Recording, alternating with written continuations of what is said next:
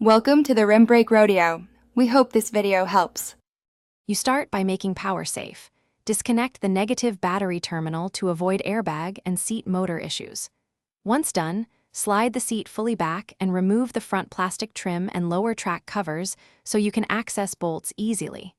Unplug any electrical connectors under the seat now, press the release tabs, and label them. Use a 14 mm socket to loosen the 4 mounting bolts, 2 front and 2 rear. Break them loose, but don't remove the last bolt until the seat is supported. With one hand supporting the seat or a helper holding it, remove the final mounting bolt so the seat is free from the floor.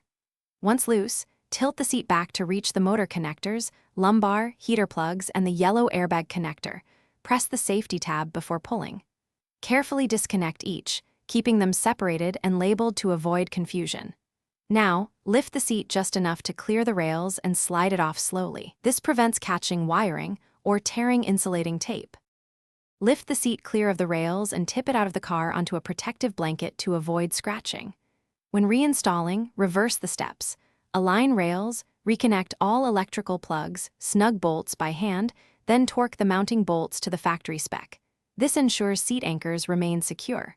Reconnect the negative battery last so the system reinitializes safely.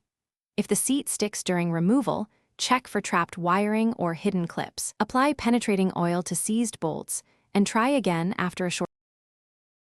Thanks for watching. Consider subscribing if we helped you.